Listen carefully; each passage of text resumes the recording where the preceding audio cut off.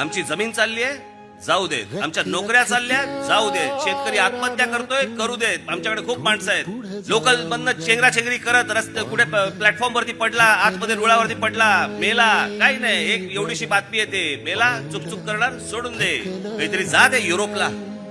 ज्यांनी पहिलं महायुद्ध पाहिलं, ज्यांनी दुसरं महायुद्ध पाहिलं, ज्यांचा प्रत्येक घरामधला एक माणूस मेलेला आहे, प्रत्येक घरामधला एक माणूस मेलेला आहे, त्यांना माणसांची किंमत माहितीये. आम्हाला माणसाची किंमतच माहित नाहीये. आम्हाला स्वातंत्र्य फुकटात मिळालं आणि आम्हाला स्वातंत्र्य फुकटात मिळालं, त्याच्यामुळे आम्हाला लोकशाहीची किंमतच नाहीये. लोकशाहीची किंमत नाहीये, त्याच्यामुळे आम्हाला निवडणुकीची किंमत नाहीये. निवडणुकीची किंमत नाहीये, त्याच्यामुळे आमच्याकडे निवडून कोण आलाय, किंमतच नाहीये. आई वडिलांनी जन्म दिलाय म्हणून जगायचं, हे जर समजा तुमचं कर्तव्य असेल तर असल्या लोकांचं नेतृत्व राज ठाकरेला नाही करायचं, मला नाही करायचं. तुमच्या जर संताप नसेल, तुमच्या जर आग नसेल, काय उपयोग आहे त्याचा? कशाला महाराष्ट्राचे नागरिक म्हणायचं आम्ही?